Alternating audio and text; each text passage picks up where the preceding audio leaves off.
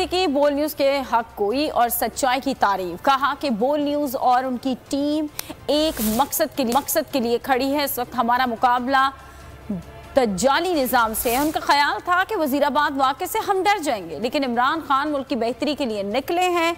बोल न्यूज़ के प्रोग्राम ऐसे नहीं चलेगा में गुफ्तगू करते हुए शहरियार आफरीदी का मजीद कहना था कि फैटफ पर मौजूद हुक्मरानों ने सियासत की, उनके लिए शफाफ इलेक्शन ही निजात है। ये मनसूबे बनाते जाएं, इसमें खुद डूबेंगे। राना सना तैयार हो जाएं, उनकी टीम को हमने मिसाल बनाया है।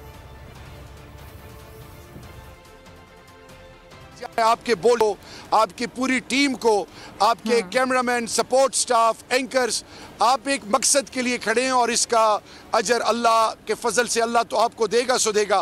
तारीख में आपको सुनहरे अल्फाज से याद किया जाएगा। ये वक्त है खड़े होने का, ये वक्त है।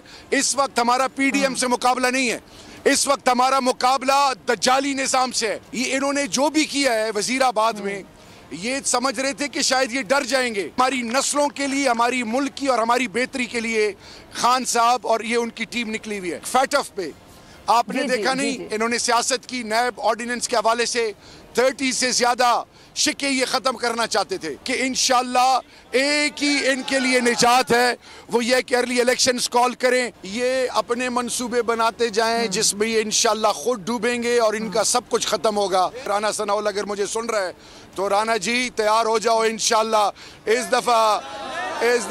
इस दफा तुम्हारे पूरी टीम को हमने अल्लाह के फजल से ऐसे मिसाल बनाना है कि आप भूलेंगे नहीं। अल्लाह के फजल से हमारा